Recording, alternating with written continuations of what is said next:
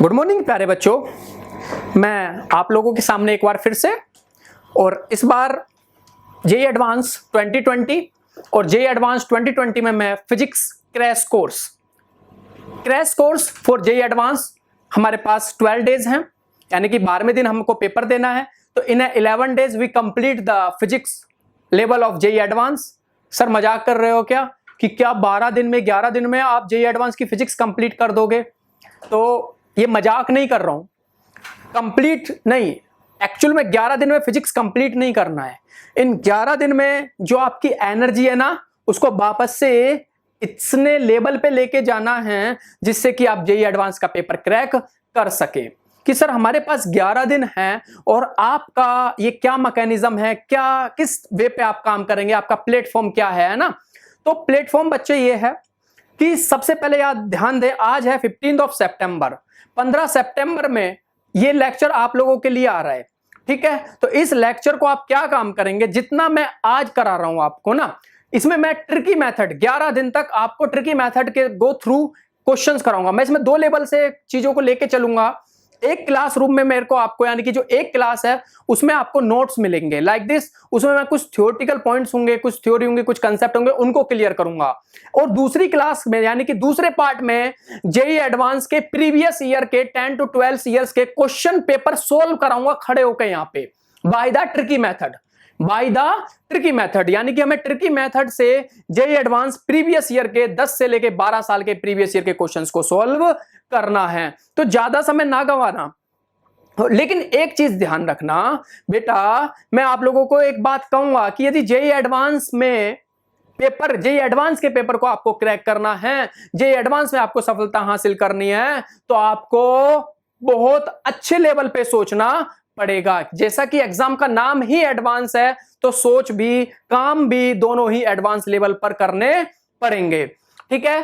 तो आप लोगों को ये क्रैश कोर्स पता चल गया कि हमारा 12 दिन में इसकी ड्यूरेशन है, 12 डेज हमारी इसकी ड्यूरेशन है। और ठीक 27 सितंबर के बाद, यानी कि हम लोग अभी से मैं रिलीज कर देता हूं, 28 यानी कि 28 सितंबर को हम paper JEE advance paper solution भी कराएंगे। टाइमिंग जो रहेगा सुबह 10 बजे का हमारा जेईई एडवांस का टाइमिंग भी रहेगा। समझ में आ रहा है? तो चलिए सबसे पहले हम लोग 12th का पार्ट लेके चलेंगे। इसके अंदर सबसे पहले हम लोग 12th का पार्ट लेके चलेंगे कि सर जेईई एडवांस में जो 12th की फिजिक्स स्टार्ट करते हैं। ओके, एक और ध्यान आप रखना, मैं स्टार्ट तो कर रहा हूं, 12th का पार्ट सबसे पहले लेके चलेंगे इलेक्ट्रोस्टैटिक्स, ठीक है? जो कि हमारा 12th का फर्स्ट पार्ट है, इलेक्ट्रोस्टैटिक्स लेके चलेंगे। अब इस इलेक्ट्रोस्टैटिक्स को हम लोग जेईई एडवांस लेवल पे पढ़ेंगे। अभी तक हमने इसको जेईई मेंस लेवल पे पढ़ा था, नीट लेवल पे पढ़ चुके हैं, लेकिन इसको जेईई एडवांस लेवल पे, अब एडवांस लेवल है और प्लस दूसरे साथ साथ क्या है, क्रैश कोर्स है। तो चीजें बहुत तेजी से रन करेंगी। क्या करेंगी? चीजें बहुत तेजी से रन करेंगे, इसलिए अपने आईक्यू लेवल को और अपनी मेमोरी को एकदम शार्प रखना। समझ में आ रहा है? तो चलिए ज्यादा समय ना गंवाते हुए इलेक्ट्रोस्टैटिक्स में हम लोग पहले डिस्कस कर रहे थे। सबसे पहले हमने चार्ज डिस्कस करा था। हमने बताया था प्रॉपर्टी ऑफ मास होता है। क्या होता है बेटा? प्रॉपर्टी ऑफ मास होता है। ये हम लोग बहुत पहले डिस्कस कर चुके हैं। कितने टाइप का होता है हमने ये भी पता है, 2 टाइप का होता है, पॉजिटिव चार्ज और नेगेटिव चार्ज। इसमें हम लोग ये भी पता कर चुके थे कि पॉजिटिव और नेगेटिव कब आता है बेटा, जब आप किसी भी ग्लास रोड को किसी सिल्क से रब कर रहे होते हो तो यहां पे चार्ज का ट्रांसफर हो रहा होता है, ठीक है ना, एक बॉडी से दूसरी बॉडी पर। ये आप सोचो कि सिल्क और ग्लास का जब आप लोग इंटरेक्शन कराते हैं तो कौन सी बॉडी पॉजिटिव हो जाती है और कौन सी बॉडी नेगेटिव हो जाती है, सोचना शुरू करना, ठीक है? उसके बाद में हमने प्रॉपर्टी देखी थी चार्ज की। इसके बाद में हमारा जो टॉपिक था वो था properties of charges. JEE mains level पे हम इसको देख चुके हैं, प्रॉपर्टी ऑफ चार्जेस। मैं फटाफट से प्रॉपर्टी ऑफ चार्जेस का डिस्कशन कर लेता हूं। कंजर्वेशन ऑफ चार्ज में आपको पता है कि सिर्फ चार्ज जो पार्टिकल्स हैं वो क्रिएट और डिस्ट्रॉयड होते हैं, लेकिन total charge in a chemical reaction are conserved. Got it my point? ये आपको पता है। दूसरी प्रॉपर्टी है क्वांटेनाइजेशन ऑफ चार्ज। आपको पता है कि हर एक बॉडी के पास द मैग्नीट्यूड ऑफ जो चार्ज होता है वो Q equal to plus minus NE का होता है, ठीक है? फटाफट से हम टेस्ट इसको रिवाइज भी करते चल रहे हैं साथ के साथ। और तीसरे नंबर पर जो हम लोग डिस्कस करते हैं वो करते हैं एडिटिव प्रॉपर्टी ऑफ चार्ज। क्या एडिटिव प्रॉपर्टी ऑफ चार्ज का मतलब क्या हो गया? एडिटिव प्रॉपर्टी ऑफ चार्ज का मतलब होता है कि किसी भी आइसोलेटेड सिस्टम लाइक दिस, ये आइसोलेटेड सिस्टम है और इसका चार्ज कैपिटल Q है, और इस आइसोलेटेड सिस्टम के अंदर बहुत सारे चार्ज है, plus Q1 plus Q2 minus Q3 plus Q4 like this. तो इन सब का algebraic sum is equal to the total charge, यानी कि Q is equal to plus Q1 plus Q2 plus Q3 like this, इस तरीके से।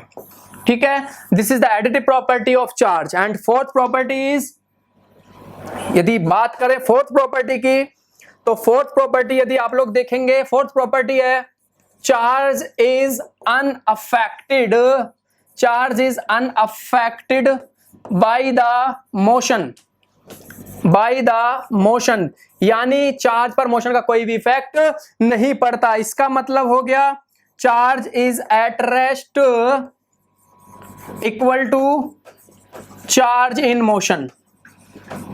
What is my point? ये पॉइंट आपको याद रहेगा, यानी कि जो रेस्ट में चार्ज का मैग्नीट्यूड होता है वही मोशन में भी होता है, यानी कि उसका मैग्नीट्यूड नहीं बदलता। और लास्ट प्रॉपर्टी की यदि मैं बात करूं, वो है लाइक और अनलाइक। लाइक लाइक चार्ज एक दूसरे को क्या करते हैं? रिपेल करते हैं। क्या करते हैं? रिपेल करते हैं। और अनलाइक चार्ज एक दूसरे को क्या करते हैं? अट्रैक्ट करते हैं। Got it my point? तो आप इतनी बात समझ गए होंगे। ठीक है, चलिए अब ये तो हमने चार्ज पढ़ा, टाइप ऑफ चार्ज पढ़ा, प्रॉपर्टी ऑफ चार्ज पढ़ा, उसके बाद में मेथड ऑफ द चार्जिंग पढ़ते हैं। ठीक है, नेक्स्ट तीसरा हमारा टॉपिक होगा method of the charging. Revision भी हो रहा है बच्चों का, मेथड ऑफ द चार्जिंग। ये सारी चीजें मैं आपको जेईई मेंस में पढ़ा चुका हूं। 3 तरीके के मेथड होते हैं। नंबर 1 मेथड देखिएगा, सबसे पहला मेथड जो कि हमारे जेईई एडवांस के उसमें नहीं है, charging by the friction, conduction and induction. लेकिन ये इंडक्शन वाला मेथड हमारे यहाँ है। ठीक है, इंडक्शन का मतलब मैं आपको समझा देता हूं कि सपोज दैट ये कोई न्यूट्रल बॉडी है, इसके पास से कोई चार्ज बॉडी आप ऐसे करके पास करा देते हो विदाउट एनी कॉन्टैक्ट, तो न्यूट्रल बॉडी के पास भी क्या करती है? इन्फ्लुएंस करती है equal and opposite charge, and इसकी दूसरी सरफेस पर equal and opposite charge. Got it my point? Like this, यदि आप इसको यहां से अर्थिट कर देते हो तो total charge inside the earth चला जाता है। क्या चला जाता है? Total charge inside the earth चला जाता है। इसका मतलब हो गया कि इस वाली सरफेस का पोटेंशियल 0 हो गया। क्या हो गया? पोटेंशियल 0 हो गया। एक नई बात बताइए मैंने आप लोगों को, ध्यान में रखना। तो टोटल चार्ज जो टोटल सरफेस पे होगा वो कितना होगा? Positive charge. समझ गए हो ना? तो यानी कि इस तरह के इंडक्शन का कोई इस्तेमाल पेपर में हो, जेईई एडवांस के पेपर में, तो आप इस तरीके से उसको कर सकते हैं। चलिए, ये तो था। उसके बाद हम लोगों ने कूलाम्स पढ़ा। हमने क्या पढ़ा था? हमने कूलाम्स लॉ पढ़ा था। तो एक बार देख लेते हैं कूलाम्स लॉ। कोई स्टेटमेंट लिखने की जरूरत नहीं है। The force of interaction between a 2 point charge, ठीक है ना, 2 point stationary charge is directly proportional to product of the charges and inversely square of distance. यदि हम लोग इसकी बात करें तो F is equal to K Q1 Q2 upon of R square, ये इसका मैग्नीट्यूड होता है। यदि हमें इसको किस में लिखना हो? वेक्टर फॉर्म में लिखना हो। किस में लिखना हो? वेक्टर फॉर्म में लिखना हो तो हम इसे वेक्टर फॉर्म में भी लिख लेते हैं। ठीक है ना, लाइक दिस। उसमें आपको कुछ नहीं करना पड़ता है। वेक्टर फॉर्म को आप ऐसे डिस्क्राइब कर लेते हैं, this is the vector form, this is of Q1, this is of Q2। ठीक है, position of R vector, this is position of R2 vector. और यदि इसका मैग्नीट्यूड देखेंगे तो ये इसको इधर रिपेल करेगा F24 से, ये इसको इधर की तरफ रिपेल करेगा F124 से।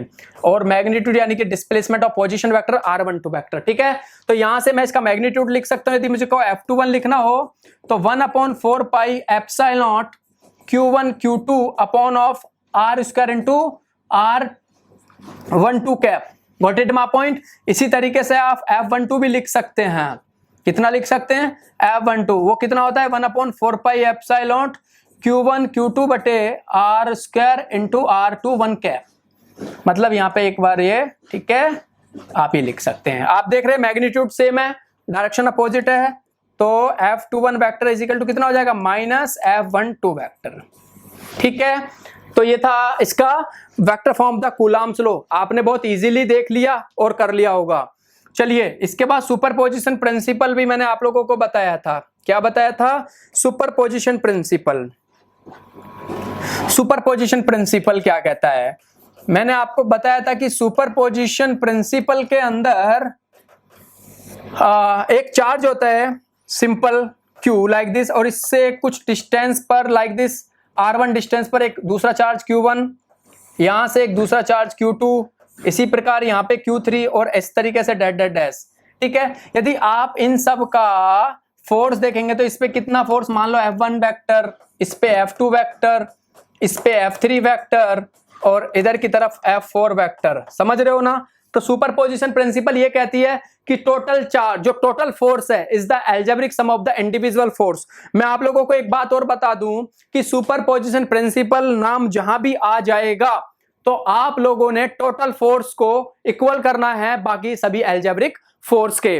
तो आई कैन से, मैं ये कह सकता हूं कि total force F is equal to F1 vector plus F2 vector plus F3 vector plus dash dash कहां तक Fn vector. Got it my point? ये बात बहुत जल्दी आप समझ गए होंगे। देख रहे हैं ना फास्ट, मैंने आप लोगों को बोला था क्रैश कोर्स है, 12 दिन का है, तो 12 दिन का मतलब आप समझते हैं बहुत चीजें बहुत तेजी से रन करेंगी। क्या चीजें बहुत तेजी से रन करेंगी? ठीक है, चलिए इलेक्ट्रिक फील्ड पर चलते हैं। इसके आगे का टॉपिक है हमारा इलेक्ट्रिक फील्ड। क्या है टॉपिक? Electric field. यदि मैं इलेक्ट्रिक फील्ड की बात करूं तो इलेक्ट्रिक फील्ड में हम लोग कैसे काम करेंगे? देखिए इलेक्ट्रिक फील्ड में क्या होता है, सपोज दैट ये कोई दो चार्ज हैं, दिस इज ऑफ Q1 और एक another of charge of Q2। Got it my point? ये दो चार्ज हम ले लेते हैं।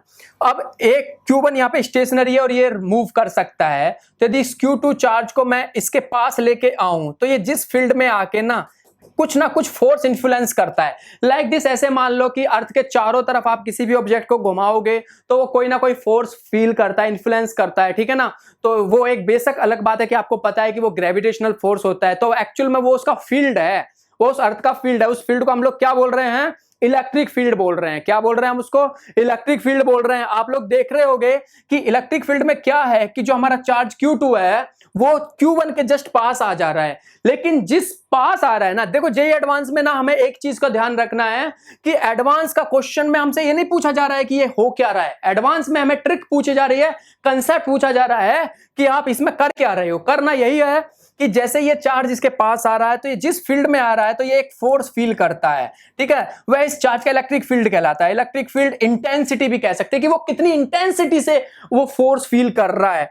तो इसको हम लोग कह सकते हैं F अपॉन ऑफ, चलो इसको चार्ज Q2 कह रहे हैं तो Q2 ही रख, और न्यूटन पर कूलाम इसकी यूनिट्स आप लगाना ना भूलिएगा। ठीक है, तो हम लोगों ने ये समझ लिया कि एडवांस लेवल पे चीजों को ना ज्यादा थ्योरेटिकल वे पे ना जाके उसको कंसेप्ट वे पे हम लोगों को जाना पड़ता है। और क्रैश कोर्स में आप लोग यही ध्यान रखेंगे, इस क्रैश कोर्स में हम लोग 11 दिन बहुत तेजी से चलेंगे, चीजें रिकॉल करते चलेंगे, और हमें बस ट्रिक समझनी है कि जो हमारा ट्रिकी मेथड था वो कैसे काम कर रहा है जेईई एडवांस के लिए। ठीक है, चलिए इसी के अंदर में कुछ की पॉइंट्स जो बच्चा लिखना चाहता है लिख सकता है। ठीक है, कुछ की पॉइंट्स हम लोग लेके चलेंगे। चलिए की पॉइंट्स में सबसे पहला मेरा पॉइंट होगा कि एक्चुअल में इसमें दो तरीके के, इसमें अब जेईई एडवांस वाली बात मैं करूंगा। जेईई एडवांस के लिए मैं दो की पॉइंट इसमें से लेके चलूंगा, और पहला की पॉइंट है कि यदि एक चार्ज, मैंने यहाँ पे दो चार्ज लिए होते, एक को Q1 दिया था और एक को Q2 दिया था, मुझको दिखाना पड़ेगा कि यदि इलेक्ट्रिक फील्ड में दिखा रहा हूं, क्या दिखा रहा हूं? इलेक्ट्रिक फील्ड दिखा रहा हूं, तो electric field charge inside it, charge inside it, तो मुझे दिखाना पड़ेगा कि वो एक्सर्ट फोर्स ऑन, यानी कि Q2 पे वो क्या कर रहा है? Exert force on. क्या कर रहा है? इसको कलर चेंज करके लिख लें, exert force on. What is my point? इसी प्रकार यदि दूसरा इलेक्ट्रिक फील्ड मुझे पता करना पड़े, दूसरे के लिए electric field created by, is created by, is change कर लो क्योंकि मैंने बताया था कंसेप्ट है, इज क्रिएटेड बाय। देखिए पहले पॉइंट में आप लोगों ने ध्यान रखिएगा कि पहले पॉइंट में लिखा एक्साइटेड बाय, क्योंकि चार्ज Q2 चार्ज Q1 को एक्साइट कर रहा है। समझ रहे हो ना? और दूसरे इलेक्ट्रिक फील्ड में हम लोग क्या देख रहे हैं कि electric field is created by. ठीक है, तो चार्ज बॉडीज, ये किसके लिए हम लोग काम करते हैं? चार्ज बॉडीज के लिए काम करते हैं। भाई आप माने या ना माने, मैंने पिछले करीबन 5 साल का जेईई एडवांस का आप एनालिसिस करके देखोगे, जो भी इलेक्ट्रिक फील्ड के अंदर से क्वेश्चन आ रहा है वो क्वेश्चन कहीं ना कहीं चार्ज और फोर्स से मिक्सअप क्वेश्चन होता है, जिसमें चार्ज और फोर्स जरूर मिक्स करके देता है, तभी वो जेईई एडवांस का क्वेश्चन बनाता है, अदरवाइज तो नहीं। मैं आपको दूसरे सेशन में जेईई एडवांस 2019 का क्वेश्चन पेपर सोल्व कराऊंगा, क्योंकि हमने पहले ही आपसे वादा किया हुआ है कि पहले हम आपको पढ़ाएंगे, आपको कंसेप्ट बताएंगे, टोटल जो हमारा कंसेप्ट है जो जेईई एडवांस के, हम पहले उसको आपको डिफाइन करेंगे, देन आफ्टर फिर हम लोग सेकंड पार्ट में जेईई एडवांस प्रीवियस ईयर के 12 साल के क्वेश्चन पेपर ट्रिकी मेथड से यहीं पे सोल्व करेंगे आपके सामने। ठीक है, तो हम लोग देखेंगे कि कैसे हमारा ये क्वेश्चन का कंसेप्ट जेईई एडवांस के क्वेश्चन में काम करेगा, और हमें जेईई एडवांस 2020 में रैंक हासिल करनी है। ठीक है, और हमारा लक्ष्य यही है कि हमें अंडर 5000, ज्यादा से ज्यादा, कम से कम अंडर 5000 यदि हम लोग रैंक रखेंगे और लानी है, तो उसके लिए आपको ये फास्ट ट्रैक रिवीजन जरूर करना पड़ेगा। ठीक है, चलिए आगे चलते हैं और अगला पॉइंट की तरफ चलते हैं। इसमें अगला पॉइंट जो है वो बेहद ही खूबसूरत है। दूसरा है charge particle in a electric field. अब मजा आएगा आप लोगों के लिए, यहां से आप लोगों का कहानी शुरू हो चुकी है। Charge particle in an electric field, यानी कि कोई भी चार्ज पार्टिकल किसी भी इलेक्ट्रिक फील्ड में हो। देखिए मैंने जेईई मेंस में भी आपको बताया था, जेईई मेंस में तो हमने बहुत जल्दी से इन चीजों को करके निकल गए थे। ठीक है, हमें जेईई एडवांस में भी इस चीज को जल्दी निकलना है, लेकिन कंडीशन ध्यान रखेंगे कि जब चार्ज पार्टिकल किसी भी इलेक्ट्रिक फील्ड में होता है तो उस तरह के सर सबसे पहला क्वेश्चन वह कौन सा फोर्स फील करता है, पहली चीज। दूसरा कि उस फोर्स का मैग्नीट्यूड कितना होता है। तीसरी चीज कि सर चार्ज यदि एक्सेलरेट कर रहा है कि कांस्टेंट है चार्ज की, हमें एक्सेलरेशन को भी ध्यान रखने का कि एक्सेलरेशन यूनिफॉर्म है कि नॉन यूनिफॉर्म है। क्या क्या बात रखी बेटा मैंने कि उसका पहली बात तो फोर्स कितना था, समझ में बात आ रहा है। उसके बाद दूसरी बात वह किस टाइप की मोशन कर रहा है। तीसरी बात वो किस प्रकार का जो ट्रेजेक्टरी है उसकी वो क्या रहने वाली है। एंड फोर्थ बात कि सर जो चार्ज पार्टिकल्स हैं जिस ट्रेजेक्टरी के तहत जा रहा है ना, वो वहां पे कोई एंगल भी डिवीजन कर रहा है, उसका कुछ डेविएशन भी है, हो रहा है कि नहीं हो रहा है। ये सारी चीजें हम charge particles in an electric field में कैलकुलेट करने वाले हैं। तो सबसे पहले मान लो force on the charge particle निकालते हैं। क्या निकालते हैं?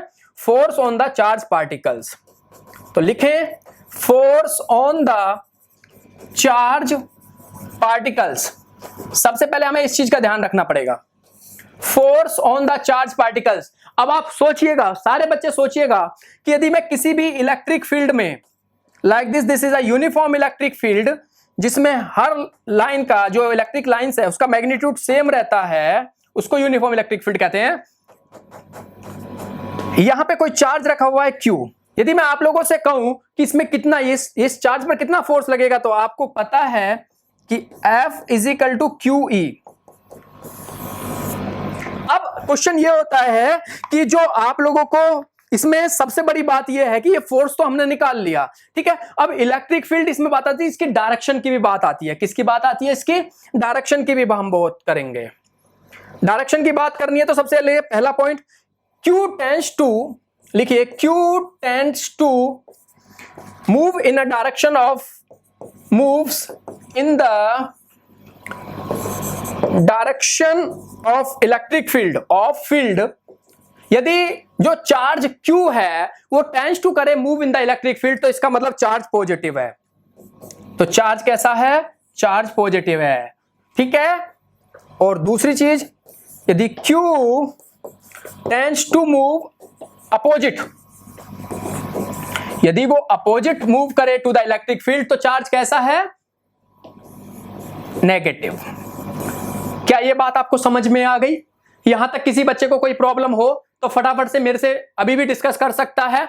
मैंने बोला कि यदि कोई भी पार्टिकल किसी भी इलेक्ट्रिक फील्ड में है, चार्ज पार्टिकल है, तो उस पर कितना फोर्स? F = QE। याद रहेगा पक्का? दूसरा, अब बात आती है उसकी डायरेक्शन की। यदि Q tends to move in the direction of electric field, तो चार्ज कैसा? पॉजिटिव। और यदि वो अपोजिट चल रहा है तो चार्ज कैसा? नेगेटिव। समझ में आ रहा है ना? यदि चार्ज अपोजिट चले इलेक्ट्रिक फील्ड के तो कैसा होगा? नेगेटिव चार्ज होगा। समझ गए? चलिए, इसमें जो अगली कंडीशन बनती है, अगली कंडीशन को फटाफट से देखें, लिखिएगा। अगली कंडीशन लिख लें। सेकंड कंडीशन है इसमें, motion of A charge particles, motion of A charge particle in uniform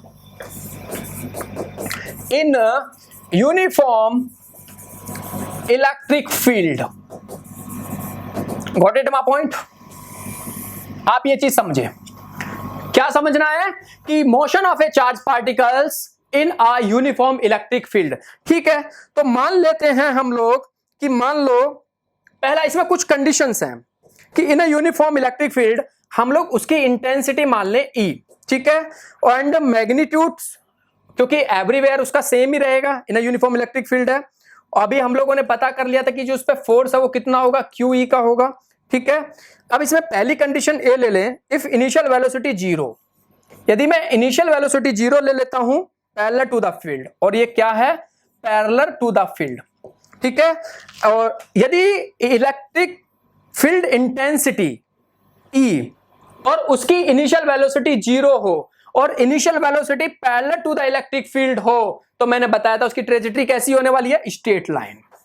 तो जो चार्ज पार्टिकल है वो कैसी कहां पे मोशन करेगा, स्ट्रेट लाइन मोशन करेगा, यानी कि यूनिफॉर्म मोशन करेगा लेकिन स्ट्रेट लाइन पे करेगा। तो कैसी मोशन हो गई, ये वन डायमेंशनल मोशन हो गई। तो ये किस टाइप की मोशन हो जाएगी बेटा, वन डायमेंशनल हो जाएगी। आपको ये बात समझ आ रही होगी कि वन डायमेंशनल में इनिशियल वेलोसिटी 0 और parallel to the electric field, तो हम लोग क्या कह सकते हैं कि जो पार्टिकल है वो कैसी मोशन करेगा, स्ट्रेट लाइन पाथ पे मोशन करेगा। चलिए सेकंड, और यदि इस पे सर फोर्स निकालना होता या एक्सेलरेशन निकालना होता, फोर्स हम बता चुके हैं, acceleration A equal to F upon M, F की वैल्यू कितनी, QE अपॉन एम।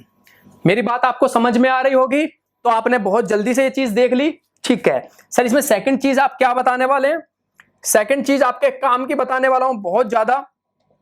सेकंड चीज ये है कि यदि इनिशियल वेलोसिटी लिखो, if initial velocity is at an angle कुछ भी थीटा, ठीक है, विद द फील्ड, थीटा बनाए फील्ड के साथ, with the field like this. मैं आपको बताऊं कि ना, मतलब मैं मेरे हाथ में कोई स्टोन है, अब मैं उसको ना किसी भी फील्ड में ना किसी एंगल के तहत, मेरी जो उसकी वेलोसिटी है वो किसी भी एंगल के तहत, मान लो मैं उसको ऐसे करके फेंक रहा हूं, किस तरीके से फेंक रहा हूं, मैं उसको इस टाइप से फेंक रहा हूं, तो कोई ना कोई एंगल बना रहा है हॉरिजॉन्टल के साथ, है नहीं। तो इस तरीके का कुछ हो तो हम उसमें क्या काम करते हैं, तो उसमें काम करने के लिए सबसे पहले हमें उसकी ट्रेजेक्टरी निकालनी है, तो उसके लिए इक्वेशन बनानी पड़ेंगी। चलिए, तो इसके लिए सबसे पहले हम लोग क्या खींचते हैं, एक इलेक्ट्रिक फील्ड बना लेते हैं, एक यूनिफॉर्म इलेक्ट्रिक फील्ड बना, this is uniform electric field. अब इस यूनिफॉर्म इलेक्ट्रिक फील्ड में मान लो यहां पे कहीं, मैं कलर चेंज करता हूं जिससे कि आपको अच्छे से दिखे, यहां पे कोई पार्टिकल रखा हुआ है। अब जब यहां पे कोई पार्टिकल रखा है, वो मान लो ऐसे मूव कर रहा है, शुरुआत में तो मतलब ऐसे मूव करे, है नहीं। अब मैं कह रहा हूं कि वो कुछ एंगल बनाए, तो कुछ एंगल बनाए, तो एंगल तो कुछ ऐसे बनाएगा ना, एंगल बनाता बनाता नीचे की तरफ डिफ्लेक्ट हो जाएगा, जाना तो उसको सीधा चाहिए था लेकिन वो कुछ एंगल के पे डिफ्लेक्ट हो गया। तो इलेक्ट्रिक फील्ड की direction positive to negative, like this, negative इधर की तरफ मान लो आप लोग, ठीक है। तो हमने ये दिखा कि वो कैसा पाथ को फॉलो कर रहा है, पैराबोलिक पाथ को फॉलो कर रहा है। कैसे पाथ को फॉलो कर रहा है, पैराबोला। यदि पैराबोला बनाएगा पैराबोलिक पाथ को फॉलो करेगा, ठीक है। तो सर उसके लिए कुछ इक्वेशंस बनेंगी, उसका इलेक्ट्रिक फील्ड होगा, मैंने कहा हाँ होगा। अब देखो ये किस डायरेक्शन में जा रहा है भाई, प्लस वाई और माइनस वाई, ठीक है। तो हम लोग यहाँ पे लेट कर लेते हैं कि जो इलेक्ट्रिक फील्ड होगा कितना होगा, किस डायरेक्शन में जा रहा है, वाई डायरेक्शन में, तो सपोज दैट EJ कैप, और उसकी इनिशियल वेलोसिटी हमने कितनी मानी, U। अब क्योंकि x डायरेक्शन में जा रहा है तो इसलिए हमने UI कैप, ठीक है। उसके बाद यदि उसका एक्सेलरेशन निकालना है तो एक्सेलरेशन F अपॉन एम, तो QE अपॉन एम, और डायरेक्शन J, यानी कि जो एक्सेलरेशन की डायरेक्शन होगी वो भी J होगी। गॉट इट माय पॉइंट, इतना काम आप कर लेंगे, ठीक है। तो आफ्टर टाइम t हम इसका कुछ और निकाल लें, आफ्टर टाइम t, ठीक है, आफ्टर टाइम t वेलोसिटी और पोजीशन, हम दो चीजों का जिक्र करेंगे, वेलोसिटी और पोजीशन की, मतलब आफ्टर टाइम t पार्टिकल की वेलोसिटी और पोजीशन क्या रही होंगी, हमें ये चेक करना है। तो जो x कंपोनेंट ऑफ वेलोसिटी हमने वो बात मान ली थी शुरुआत में, इनिशियल u, ठीक है, और पोजीशन, ये तो उसकी वेलोसिटी, और पोजीशन क्या होता है, velocity multiply time. Got it my point? ये हम लोग निकाल सकते हैं। दूसरा, यदि y डायरेक्शन में उसका y component of the velocity निकालेंगे तो कितना, उसका एक्सेलरेशन QE/m इनटू टाइम, ठीक है। ये y डायरेक्शन में इतना डिफ्लेक्ट होगा, इतना डिस्प्लेसमेंट रखेगा। और यहाँ पे यदि इसकी पोजीशन निकालें तो s = ut + ½ at² लगा सकते हैं। तो इनिशियल 0, तो half QE/m into t²। Got it my point? समझ में बात आ रही है? तो इतना हम कर सकते हैं। लास्टली फाइनली कि सर उसकी ट्रेजेक्टरी क्या होगी, उसकी ट्रेजेक्टरी की इक्वेशंस क्या होगी, तो ट्रेजेक्टरी होगी पैराबोलिक, और इक्वेशन क्या होगी, इक्वेशन ऑफ ट्रेजेक्टरी, वो भी मैं आपको बता देता हूं। तो इक्वेशन ऑफ ट्रेजेक्टरी क्या होगा बेटा बच्चों, इक्वेशन ऑफ ट्रेजेक्टरी आप लिख सकते हैं y = ½ QE/m, और डिस्टेंस कितनी थी, सॉरी t की वैल्यू x/u और टोटल का स्क्वायर। ये पैराबोलिक इक्वेशंस भी बन जाती है, ठीक है ना। तो this is the equation of trajectory. समझ गए होगे? यहां तक किसी बच्चे को कोई भी जरा सी भी दिक्कत आई हो मुझे कमेंट सेक्शन में जरूर बताएं, मैं उसको वापस से रिपीट कर दूंगा। लेकिन कैप्सूल कोर्स है, क्रैश कोर्स है, तो तेजी से चलेगा, मैंने इसलिए फास्ट ट्रैक रिवीजन नाम दिया हुआ है इसका, ठीक है। चलिए अब बात करते हैं इलेक्ट्रिक डाइपोल्स की। मैं इसमें इलेक्ट्रिक फील्ड लाइंस के बारे में जिक्र नहीं कर रहा हूं कि वो कैसा कर्व बनाती हैं, पॉजिटिव से निकलती हैं, नेगेटिव में जाके खत्म हो जाती हैं ना, या हम किसी भी कर्व पे कोई टेंजेंट ड्रॉ करते हैं तो he gives the direction of electric field. ये प्रॉपर्टीज होती है इलेक्ट्रिक फील्ड लाइंस की, वो आप अपने आप पढ़ लेंगे, देख लेंगे, जान लेंगे, ठीक है। चलिए अब हम लोग बात करते हैं इलेक्ट्रिक डाइपोल की। इसकी बात करते हैं इलेक्ट्रिक डाइपोल। इलेक्ट्रिक डाइपोल, चलिए इलेक्ट्रिक डाइपोल की यदि हम लोग बात करें तो इलेक्ट्रिक डाइपोल को समझने के लिए सबसे पहले क्या करें, एक ऐसा अरेंजमेंट कि होता क्या इलेक्ट्रिक डाइपोल, एक ऐसा अरेंजमेंट जिसमें दो अपोजिट चार्ज, एक ऐसा अरेंजमेंट जिसमें दो अपोजिट चार्ज बहुत छोटी सी डिस्टेंस, स्मॉल डिस्टेंस पे रखे हों, वो मिलकर एक इलेक्ट्रिक डाइपोल बनाते हैं। क्या बनाते हैं? इलेक्ट्रिक डाइपोल बनाते हैं। डायरेक्शन किधर से किधर की तरफ होती है इलेक्ट्रिक डाइपोल की? Negative to positive. लिख लीजिएगा, direction of dipole always negative to positive.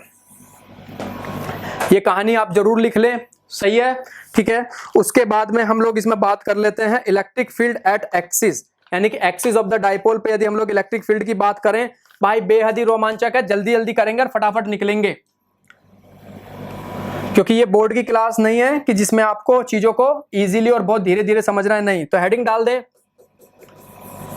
Electric field intensity at the axis of the dipole, ठीक है।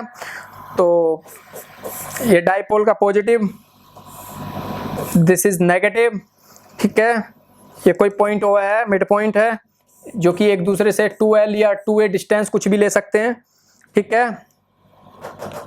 हमें यहां से कहीं कोई पॉइंट दूर r डिस्टेंस पे, लाइक दिस, कहीं r डिस्टेंस पे कोई पॉइंट p माना, जहां पे हमें इलेक्ट्रिक फील्ड इंटेंसिटी कैलकुलेट करनी है। आपको पता है, आपको सारा सब कुछ पता है कि यदि मैं यहां से यहां तक की डिस्टेंस देखूंगा तो ये l हो जाएगी, ये भी l है। तो इलेक्ट्रिक फील्ड एक बार पॉजिटिव चार्ज के लिए मान लो E1 और इस वाले के लिए मान लो E2, तो फटाफट से E1 और E2 की वैल्यू आप लोग लिखा रहे हैं और रखें। तो मेरे को रिजल्टेंट लगा रहा हूं मैं, यदि मेरे को इलेक्ट्रिक फील्ड इंटेंसिटी रिजल्टेंट निकालना है किस पे, चलो A पॉइंट मान लें इसको। A पॉइंट पर तो मैं क्या लिखूंगा, charge upon 4 pi epsilon distance, किसी के लिए मान लो सपोज दैट मुझे इसके लिए लिखनी है, पॉजिटिव चार्ज के लिए लिखना है, तो r माइनस एल लिखूंगा मैं, r माइनस एल का स्क्वायर, ठीक है, minus Q upon 4 pi epsilon, plus charge के लिए कितनी हो जाएगी, r प्लस एल का square. Got it my point? इतना हो जाएगा। इसको सॉल्व कर लो फटाफट से। क्या कॉमन आ गया इसमें से? चलिए इसमें से कॉमन आ जाएगा, रिजल्टेंट E निकालना है हमें, तो सॉल्व कर लो पहले, तो इसको सॉल्व कर लो। ये बनेगा 4QL r अपॉन नीचे क्या बना 4 पाई एप्सिलॉन, क्योंकि कुछ Q upon 4 pi epsilon common लेके अंदर r माइनस एल का square plus r plus L का स्क्वायर बनेगा, वहां से एलसीएम लोगे r square minus L square और ऊपर ले जाओगे तो फटाफट से रिजल्ट लिखोगे। तो क्या बना r square minus L square का स्क्वायर, और हमने कंडीशन ली थी कि जो l है ना वो बहुत छोटा है किससे, r से। सही बात है भाई, r तो ना सेंटर से बहुत बड़ी डिस्टेंस दे रखी है, l है वो बहुत छोटा दे रखा है। तो आपको भी पता है कि यदि मैं 4QL है तो मैं इसको यदि ऐसे लिखूं 2 मल्टीप्लाई 2QL तो वो डाइपोल बन जाएगा, क्योंकि आपको पता है electric dipole P equal to Q multiply 2L होता है फॉर्मूला। तो हम लोग इसको क्या लिख सकते हैं, रिजल्टेंट ऑफ इलेक्ट्रिक फील्ड कितना आ जाएगा 2P वेक्टर, वेक्टर फॉर्म में लिख दीजिएगा 4 pi epsilon not of r cube, ये एक्सिस पर आ जाएगा, क्योंकि आपको पता है मैंने r को ज्यादा कहा है तो r की पावर 4 हो जाएगी, एक r से एक r कट जाएगा तो 2p vector upon 4 pi epsilon not r आ जाएगा। बहुत इजी समझ में आ गया होगा। किसी बच्चे को कोई प्रॉब्लम लग रही हो तो मुझे बताएं। जेईई एडवांस में थोड़ा फास्ट चलेंगे और फास्ट रिवीजन करेंगे, ठीक है। चलिए अब हमने निकाला ये, इसके बाद में हम लोग इक्वेटर पर भी निकालते हैं, इक्वेटर पे भी। Second, electric field at equator, ठीक है। यानी कि इक्वेटोरियल एक्सिस पे भी निकाल लेते हैं। दो चार्जेस ले लीजिएगा, ये नेगेटिव चार्ज, इधर पॉजिटिव चार्ज, ठीक है। आपको पता है एक दूसरे से, ये मान लो ये L डिस्टेंस, ये L डिस्टेंस, ठीक है। आपको यहाँ पे कहीं पॉइंट B पे निकालना है, तो इस नेगेटिव चार्ज की वजह से इलेक्ट्रिक फील्ड मान लो EB या E2 E1 कुछ भी इस तरह, और इस वाले की तरफ से पॉजिटिव तरफ से यहाँ पे this is E1 this is E2, और इन दोनों का रिजल्टेंट कहीं यहाँ पे, ठीक है। ये इसके साथ थीटा एंगल और इसके साथ ये यहाँ पे थीटा एंगल बना रहा है, ठीक है। तो फटाफट से लिख दीजिएगा, क्योंकि दोनों का लेंथ सेम है तो मैं B पे लिख देता हूँ, दोनों का रिजल्टेंट भी सेम आएगा तो 2 मल्टीप्लाई Q, क्योंकि देखो साइन वाला तो एक दूसरे को कैंसिल आउट कर देंगे, ये वाले तो है ना, बचेगा सिर्फ कोस वाला, तो यानी कि 2E कोस थीटा लिख दो डायरेक्ट, और E की वैल्यू लिख दो और मल्टीप्लाई कर दो। तो कैसे लिखेंगे, Q upon 4 pi epsilon not R square plus L square. अरे यार पता है ना, यदि ये वैल्यू L है और ये R है तो ये कितनी बची, under root of R, Pythagoras theorem से हम लोग निकाल लेंगे, ठीक है। तो 2 multiply Q upon 4 pi epsilon not R square plus L square cos theta. तो फटाफट से सोल्व कर लीजिएगा इसको, 2Q upon 4 pi epsilon not R square plus L square, और कोस थीटा की वैल्यू इस वाले में से निकाल लेंगे, लाल बटे का यानी कि बेस अपॉन हाइपोटेंस, क्या होती है, बेस अपॉन हाइपोटेंस। तो निकालेंगे ये L है ना, अपॉन हाइपोटेंस कितना, under root of L square plus R square. फटाफट से यदि आपने इसको सोल्व किया तो साइन के साथ P वेक्टर अपॉन कितना आ जाएगा, 4 pi epsilon not R cube. This is the resultant of equator line, ठीक है। समझ लिया आप लोगों ने कि इक्वेटर पर इलेक्ट्रिक फील्ड इंटेंसिटी कैसे कैलकुलेट करते हैं। तो यहां तक किसी भी बच्चे को कोई प्रॉब्लम आई हो तो मुझे बता दें, फटाफट से मैं एक बार दोबारा से डिस्कस कर लूंगा यदि दिक्कत आई हो तो, ठीक है। ये जेईई मेंस लेवल पे भी हमने इतना देख लिया था, लेकिन इसके बाद का टॉपिक ना तो वो सीबीएसई बोर्ड में है ना नीट में है, जेईई मेंस में जरूर है, जेईई मेंस में जरूर है, और एडवांस में जो अब तक पढ़ा है वो सिर्फ आपके मेमोरी को रिकॉल करने के लिए, रिवाइज करने के लिए था। जो असली पॉइंट है वो जेईई एडवांस का वो अब है, ठीक है। चलिए अब हम लोग बात करते हैं उस टॉपिक की जो जेईई एडवांस के लिए हमें पढ़ाना था, electric field at any point. Electric field at any point, polar, जो जिसको हम लोग पोलर फॉर्म बोलते हैं, at any point A, R और थीटा जिसके हम लोग कोऑर्डिनेट लेते हैं, क्या, आर और theta, due to a short dipole, due to a short dipole. बहुत बड़ा केस है बेटा ये। तो सबसे पहले हमें शॉर्ट डाइपोल बना लेते हैं एक। चलिए शॉर्ट डाइपोल बनाने के लिए आप लोग एक लाइन खींचिएगा, ठीक है। सपोज दैट ये कोई शॉर्ट डाइपोल बनाना है तो आपने ना दिखाना पड़ेगा कि this is of negative charge. मैंने लाइन पर एक नेगेटिव चार्ज रख लिया हुआ है, ठीक है। अब एक और ये यहाँ पे कहीं पे पॉजिटिव चार्ज, तो शॉर्ट डाइपोल का मतलब है कि कहीं ना कहीं एक मिड पॉइंट ऑफ ओ, मैं देख रहा हूं कि ये इसके साथ कुछ ना कुछ एंगल बना रहा है, जो कि हमने क्वेश्चन में मतलब पहले ही जो आर्टिकल्स है हमारा, ये आर्टिकल है बेसिकली, तो कुछ ना कुछ एंगल बना रहा है थीटा, ठीक है। तो हमें इलेक्ट्रिक फील्ड सपोज दैट इस पॉइंट पे निकालनी है, ए पॉइंट पे निकालनी है, ए पॉइंट पे निकालनी है। तो क्योंकि ये इस डायरेक्शन में जा रहा है तो इलेक्ट्रिक फील्ड पैरेलल होगा चार्ज के, और इधर इलेक्ट्रिक फील्ड के दो कंपोनेंट होंगे, एक परपेंडिकुलर और एक पैरेलल, ठीक है। और इन दोनों का रिजल्टेंट कहीं ना कहीं यहां पे होगा। ये वेक्टर फॉर्म आपने देखी थी, इसीलिए पढ़ाई थी वेक्टर फॉर्म मैंने आप लोगों को। और ये यहां पे नीचे कितना कंपोनेंट बनाता है, इसकी वैल्यू हम लोगों ने पहले भी निकाली थी, पी साइन थीटा, ठीक है ना।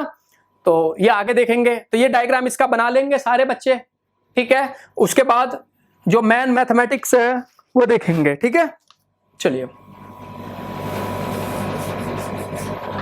यदि मैं इसके मैथमेटिक्स की बात करूं तो मुझे इसे दो कंपोनेंट लिखने पड़ेंगे इलेक्ट्रिक फील्ड का, एक पैरेलल कंपोनेंट और एक,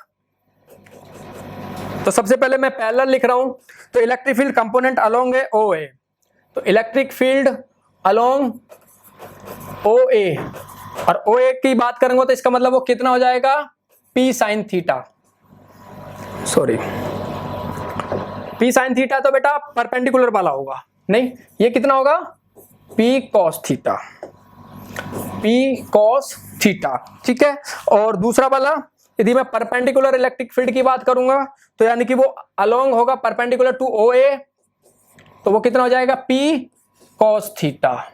देखो उल्टा बोल रहा हूं, गर्मी का इफेक्ट है ये ना, ये वाला हो जाएगा साइन, ठीक है। कितना हो जाएगा बेटा, साइन थीटा, ठीक है। तो यहां से मैंने इसकी पोलर फॉर्म हासिल कर ली। क्या क्या, मेरे को इलेक्ट्रिक फील्ड के दो कंपोनेंट मिल रहे थे, एक पैरेलल कंपोनेंट और एक परपेंडिकुलर कंपोनेंट। मुझे फटाफट से उनकी वैल्यूज चेक करनी है, बस पी की वैल्यू पुट कर दो और फाइनल आंसर निकालोगे, यदि रिजल्टेंट निकालोगे। अब सर इनकी वैल्यूज तो बता दो। यदि मैं इसकी बात करूं, किसकी बात करूं, यदि मैं पैरेलल की बात करूं तो जो पैरेलल होगा वो कितनी वैल्यू रखेगा, 2p cos थीटा, अभी हमने निकाली थी 4 pi epsilon r cube along O A vector, समझते चलना अच्छे तरीके से, along of O A vector. और यदि मैं परपेंडिकुलर की बात करूं